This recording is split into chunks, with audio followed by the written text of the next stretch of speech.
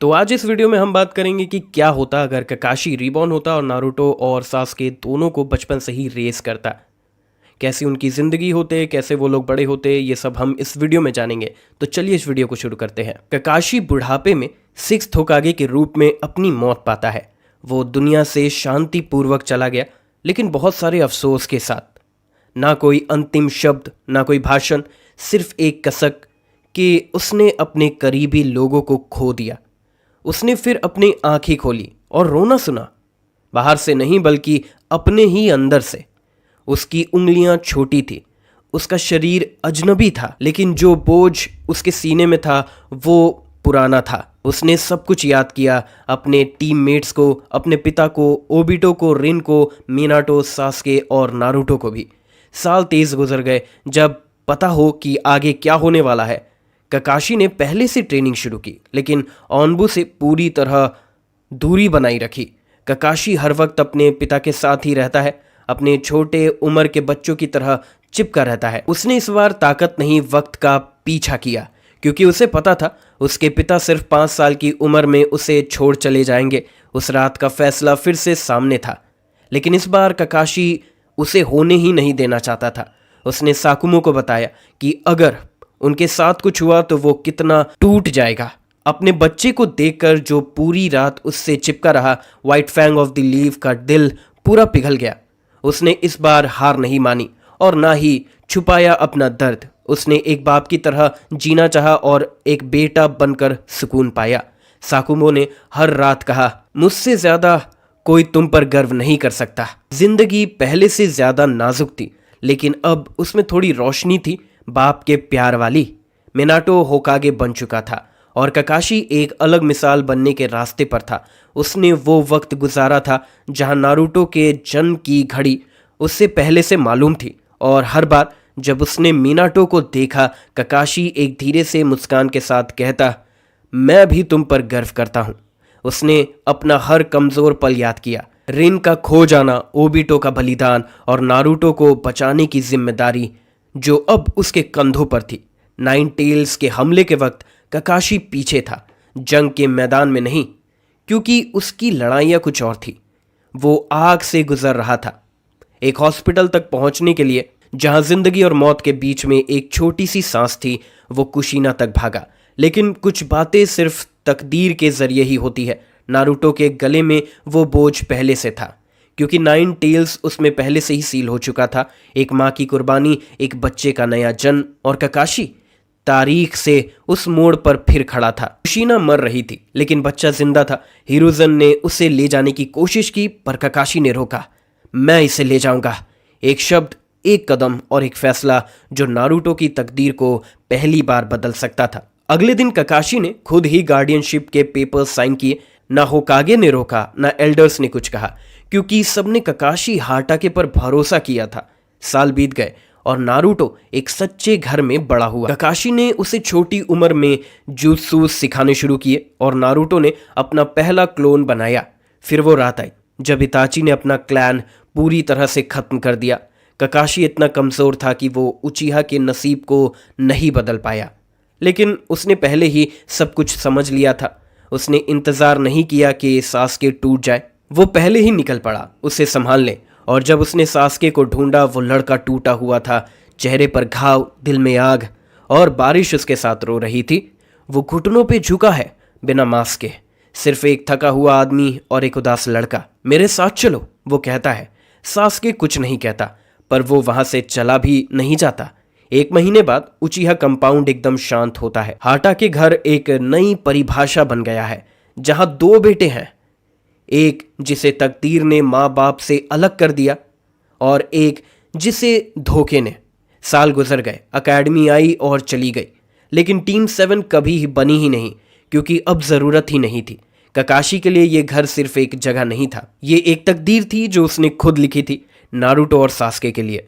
Naruto और Sasuke रोज ककाशी के साथ ट्रेनिंग करते हैं, एक साथ, एक टीचर के साथ। नारुतो कभी प्यार के लिए तरसा नहीं, और सास्के कभी तन्हा नफरत में नहीं डूबता। 2 दोस्त, रास्ते पर एक रोशनी।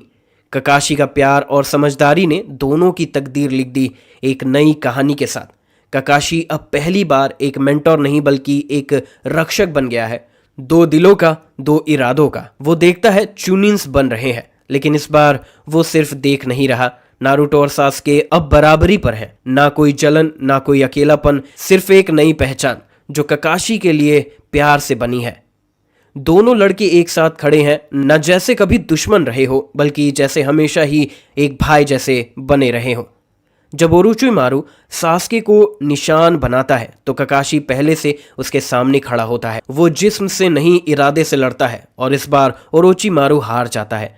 उस लड़के पर कोई चिन्ह नहीं लगता क्योंकि उसके पास पहले से एक प्रोटेक्टर है जो कभी पीछे नहीं हटेगा। नारुतो और सास्के दोनों जिराया के साथ ट्रेनिंग पर भी जा रहे हैं, अब एक नए सफर के साथी बनकर। पर नारुतो जाने से पहले ककाशी को गले लगाता है और एक आखिरी बात कह जाता है, तुम अब भी मेरे डैड हो। ककाशी झुककर उसके चेहरे को छूता है, एक रिश्ता जो खून से नहीं पर प्यार से बना है। ककाशी मुस्कुराता है, हल्के से, जैसे पुरानी यादों पर मुस्कान छाई हो। और तुम भी मेरी एक चिंता हो, वो कहकर नारुतो को छोड़ता है। इस अल्टरनेट टाइमलाइन में सास्के कभी गांव छोड़ता ही नहीं। वो नारुतो के साथ चला जाता है ताकि उसके पीछे रह सके और उसका हमेशा साथ दे सके। दो भाई एक साथ, एक नया सफर जहां दर्द से ज्यादा दोस्ती की ताकत है। वो अब अपने खून के रिश्ते को बोझ नहीं बल्कि एक घर के रिश्ते का फर्ज निभाता है। सास्के अब उचिहा क्लैन का विरासत नहीं, ककाशी के दिए घर की रक्षा कर रहा है। नारुतो और सास्के अब एक जैसे तालीम ले रहे हैं, जिराया के साथ, एक ही गुरु के पास। सेज मोड दोनों को जल्दी मिलता है क्योंकि ककाशी ने कभी तकदीर का इंतजार नहीं किया, उसने किस्मत लिखनी शुरू कर दी। ये कहानी अब सिर्फ शिनोबी की नहीं, ये एक परिवार की कहानी बन चुकी है। जिराया जमीन पर गिरा हुआ है, खून से लथपथ एक अंतिम युद्ध के बाद। पेन ने प्रलय लाई और कोनोहा को बर्बाद किया, लेकिन इस बार नारुतो सिर्फ सेज मोड के साथ नहीं आया, वो लेकर आया एक प्यार जो कभी कमजोर नहीं हुआ, एक इरादा जो गिरने नहीं देता और नफरत को रोशनी में बदल देता है। और जब पेन ने सब कुछ मिटाया, ककाशी जिंदा था। उसने लड़ाई नहीं रोकी, लेकिन एक कहानी जरूर शुरू की। इस अल्टरनेट टाइमलाइन का हर कदम एक नए रिश्ते की नींव पर बना है, जहां दर्द से ऊपर प्यार का सफर है। वक्त का ध्यान रखते हुए ककाशी बहुत संभल कर कदम आगे बढ़ाता है। वो टाइमलाइन के साथ ज्यादा छेड़खानी नहीं चाहता क्योंकि एक छोटी सी चूक पूरे भविष्य को बदल सकता है। फिर भी नागाटो की मौत ककाशी के लिए एक ऐसी बात है जिसे वो नजरअंदाज नहीं कर सकता। इस बार वो सीधा मिलता है उससे, नारुतो के साथ मिलकर, ना उसको बदलने के लिए बल्कि उसे बचाने के लिए। इस अल्टरनेट टाइमलाइन में ककाशी एक समय यात्री नहीं, एक रक्षक है जो प्यार से भविष्य को शेप देता है। नागाटो टूट चुका था, उसने अपनी पुरानी जिंदगी पर पछतावा किया, लेकिन ककाशी ने इस पल में भी रोशनी ढूंढी। उसने तोबी की सच्चाई सामने रख दी और एक दर्दनाक सोच को उनके दिल में उतार दिया। वो सच जो उसने जिंदगी भर तराशी अब दूसरों के लिए एक रास्ता बन रही थी। एक लड़ाई के बीच एक मानसिक जीत। जहां पहले नफरत थी, अब संभावना है। कोनान ने वादा किया कि वो अकात्सुकी छोड़ देगी और तोबी से दूर रहेगी। ककाशी ने नागाटो को अपनी कॉमिक बुक भी दी ताकि उसके चेहरे पर मुस्कान ला सके। और जब वक्त आया तो ककाशी ने पहले से ओबिटो के हर चाल को पहचान लिया। ये टाइमलाइन सिर्फ इवेंट्स का पुनर्ग्रंथ नहीं, ये एक दिल से लिखी गई तकदीर है। वक्त ने गवाही दी, ककाशी एक टीचर से बढ़कर था। उसने ओबिटो के सामने सब सच रख दिया, ना कोई बहाना, ना कोई मैनिपुलेशन, सिर्फ दर्द और ईमानदारी। मुझे पता है तुम क्या बन गए हो, लेकिन मैं भी वही हूं जिसे तुमने छोड़ा था।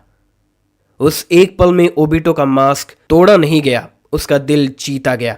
ये अल्टरनेट टाइमलाइन अब बदलाव से नहीं, रिश्तों से चलती है। और ककाशी एक ऐसे मोड़ पर खड़ा है जहां दोस्ती का असली मतलब दिखाई देता है। ओबिटो ने हार मानी, पर उसने ककाशी पर भरोसा नहीं छोड़ा। एक पल में दोस्ती ने उसका अंधेरा जीत लिया और उस भरोसे ने पूरी जंग को होने से रोक दिया। मादारा कभी जिंदा नहीं हुआ, कागुया कभी सामने नहीं आई, क्योंकि इस बार ककाशी, नारुतो और सास्के पहले से एक टीम बन चुके थे।